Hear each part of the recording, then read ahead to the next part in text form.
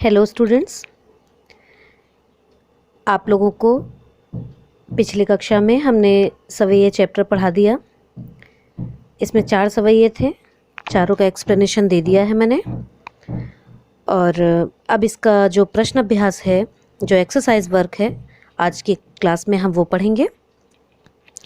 तो जैसे कि मैंने पिछली वाली कक्षा में, पिछले चैप्टर में भी आपसे 20 क्वेश्चंस 1 वर्ड बोले थे करने को, इस चैप्टर में भी मैंने बोले हैं।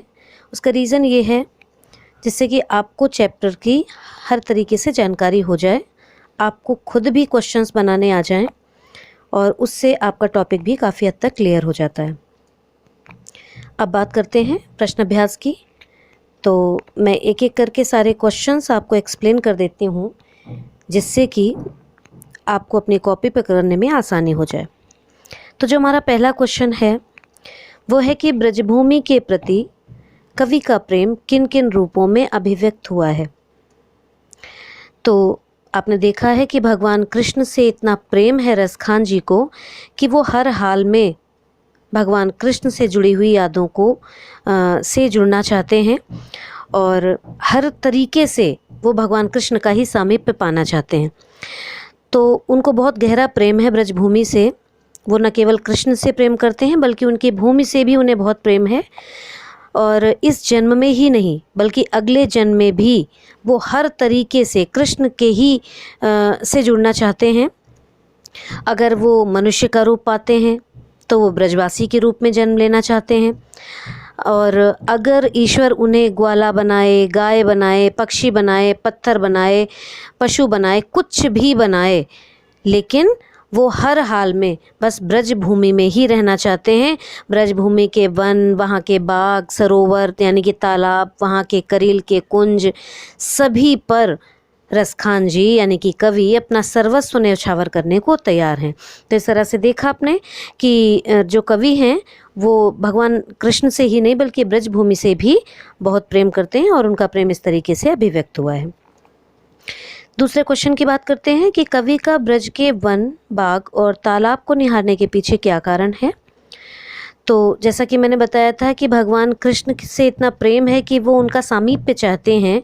तो कवि जो है वो ब्रजभूमि के वन, बाग और तालाब इसलिए निहारना चाहते हैं, इसलिए देखना चाहते हैं क्योंकि इनके सब के साथ भगवान कृष्ण की यादें जुड़ी हुई हैं। कभी यहाँ पर भगवान कृष्ण ने विहार किया था, कभी इन्हीं जंगलों में भगवान कृष्ण ने गायें चराई थी, यहीं पर भगवान कृष्ण घूमे फिरते थे।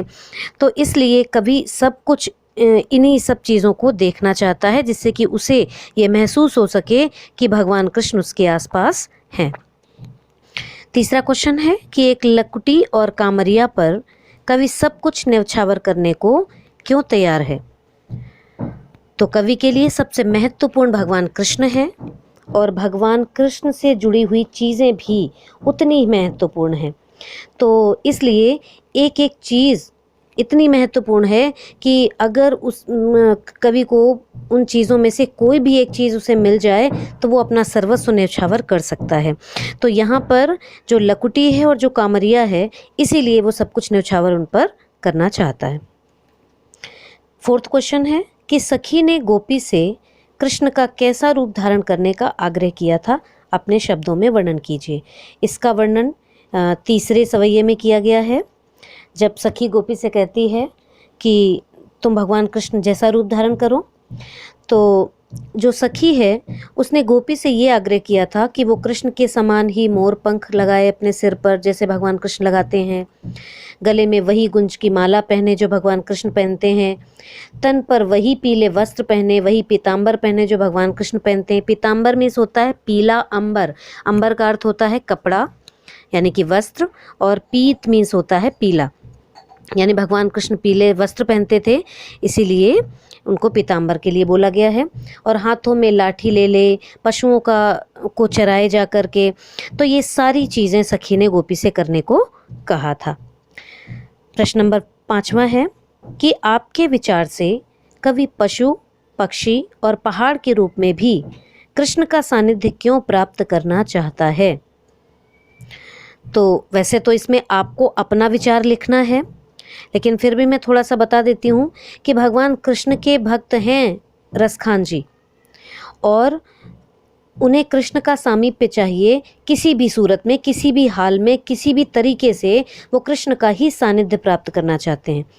और इससे उनके अंदर की भक्ति भावना, भगवान कृष्ण के प्रति उनका प्रेम, वहाँ के पशु पक्षी जीव जंतुओं से भी उनका संपर्क, ये सारी चीज़ें ये बताती हैं कि भगवान कृष्ण से इतना प्रेम है, इतना सानिध्य है भगवान कृष्ण से उनका, कि वो हर हाल में किसी भी रूप में भगवान कृष्ण से ही जुड़ना चाहते हैं। क्वेश्चन नंबर 6 है कि चौथे सवैये के अनुसार गोपियाँ अपने आप को विवश क्यों पाती हैं। एक लास्ट लाइन है चौथे सवैये की कि माई रिवा मुख की मुस्कान सम्हारी न जय है न जय है न जय है। इस लाइन में गोपियाँ जो हैं वो अपने आप को असमर्थ महसूस करती हैं, विवश महसूस करती हैं, क्योंकि उनको ऐसा लगता है कि भगवान कृष्ण की जब मुस्कान वो देखेंगी तो उस मुस्कान को देखकर वो अपने आप को रोक नहीं पाएंगी, यानी अपने आप को वो किसी तरीके से नहीं रोक पाएंगी, वो अपना आपा खो सकती हैं। वो भगवान कृष्ण की मुस्कान को देखना हर हाल में चाहेंगी और उस मुस्कान को देखकर वो अपने आप को विवश पाएंगी। तो यहाँ पर इसीलिए विवश दिखाया गया है गोपियों को। और जो क्वेश्चन नंबर 7 है कि भाव स्पष्ट कीजिए। मैंने आपको पिछले चैप्टर में भी बताया था कि जो काव्य के चैप्टर्स होते हैं उनमें भाव स्पष्ट करने की बात कही जाती है, और जो गद्य के चैप्टर्स होते हैं उनमें लाइन दी जाती हैं और उनका आशय स्पष्ट करने के लिए बोला जाता है। तो यहाँ पर जो भाव स्पष्ट करना है उसके लिए आपको क और खा 2 पंक्तियाँ दी गई हैं। कि पहली पंक्ति है कि कोटिक ए कलधौत के धाम करील के ऊपर कुंजन करील के कुंजन ऊपर वारों।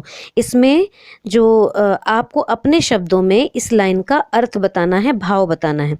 तो यहाँ पर कहा गया है कि रसखान जो है वो ब्रजभूमि से इतना प्रेम करते हैं कि वहाँ के कांटेदार करील के जो कुंज हैं, जो वन हैं, उनके लिए वो करोड़ों महलों के सुखों को भी न्यौछावर कर सकते हैं, अर्थात रत्नों से जड़े हुए महलों की सुख सुविधा को भी त्याग कर वो ब्रजभूमि में ही रहना पसंद करते हैं।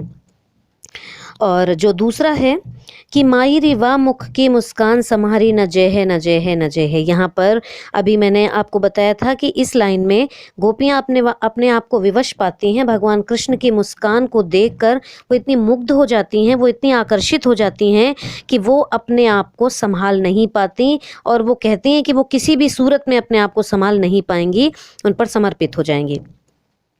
प्रश्न नंबर जो 8वां है कि कालिंदी कूल कदम की डारन में कौन सा अलंकार है। आपको अलंकार नाम का एक टॉपिक पढ़ाया जा चुका है पहले ही, और तो उम्मीद है कि आपको फाइंड करना आता होगा, लेकिन फिर भी मैं आपको बता देती हूँ कि कालिंदी कूल कदम 3 शब्द ऐसे हैं, बल्कि 4 शब्द की भी, जिनमें का नाम का वर्ण यानी कि व्यंजन कई बार आया है, यानी कि 4 बार आया है। इस तरीके से जहाँ पर एक ही व्यंजन की बराबर आवृत्ति होती है वहाँ पर अनुप्रास अलंकार होता है, तो इस लाइन में अनुप्रास अलंकार है। अब आता है प्रश्न नंबर 9, काव्य सौंदर्य स्पष्ट कीजिए। तो काव्य सौंदर्य का अर्थ क्या होता है। काव्य सौंदर्य का अर्थ होता है कि पूरे काव्य में सुंदरता किस चीज से आई है। तो यहाँ पर जो पंक्ति दी गई है सिर्फ उसमें आपको काव्य सौंदर्य बताना है, पूरे काव्य का नहीं बताना। तो इस पंक्ति में क्या विशेषता ऐसी है जिससे इसका काव्य सौंदर्य आपको बताना है। तो ये जो पंक्ति है, एक तो इसमें ब्रजभाषा का प्रयोग किया गया है। ब्रजभाषा तो खैर पूरे सवैयों में ही प्रयोग किया गया है, लेकिन इस पंक्ति में भी है, इसलिए यहाँ पर लिखेंगे कि भाषा जो है वो ब्रज है। और एक विशेष बात, इसमें यमक अलंकार को प्रस्तुत किया गया है। आप देख पा रहे हैं कि इस लाइन में लिखा हुआ है कि मुरलीधर और मुरली, यानी कि मुरली और मुरली 2 बार प्रयोग किया गया है। तो मुरली माने तो वंशी हुआ, और मुरलीधर माने हुआ मुरली को धारण करने वाला, यानी कि भगवान कृष्ण। तो मुरली मुरलीधर ये 2 अलग अलग शब्द हैं और दोनों का अर्थ अलग अलग है। इसके बाद आप देख पा रहे होंगे अधरान लिखा हुआ है। अधरान का मतलब होता है होंठ, और उसके आगे ही लिखा हुआ है अधरा न। तो उसको भी जब आप एक साथ पढ़ेंगे तो वो भी यही होगा कि अधरान धरी अधरान अधरोंगी। तो अधरान अधरान आपको 2 बार सुनाई दे रहा है, लेकिन पहले का अर्थ है होठों पर और दूसरे का अर्थ है होठों पर नहीं, अर्थात यहाँ पर यमक अलंकार है। तो आपको इसमें जो काव्य सौंदर्य होगा वो ये बताना है कि इसमें यमक अलंकार की प्रस्तुति है और भाषा जो है वो ब्रज भाषा है।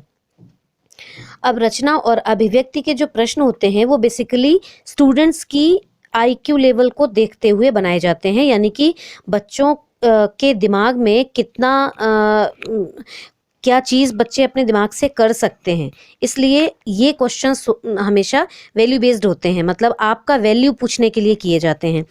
तो इसलिए मैं इन दोनों क्वेश्चंस को आपको सिर्फ जिसमें से आपको 11 क्वेश्चन तो करना ही नहीं है, कंठस्थ करना है तो आप कंठस्थ कर सकते हैं, लेकिन जो प्रश्न नंबर जो 10 है उसमें पूछा गया है कि प्रस्तुत सवैयों में जिस प्रकार ब्रजभूमि के प्रति प्रेम अभिव्यक्त हुआ है उसी तरह आप अपनी मातृभूमि के प्रति अपने मनोभावों को अभिव्यक्त कीजिए। तो यहाँ पर आपको आप जिस मातृभूमि में रहते हैं, भारत भूमि में, या जिस शहर विशेष में रहते हैं, वहाँ की क्या ऐसी खास बात है जो आपको बहुत ज़्यादा पसंद है या बहुत आप उसको पसंद करते हैं, तो उसके बारे में कुछ विशेषताएं आपको लिखनी है।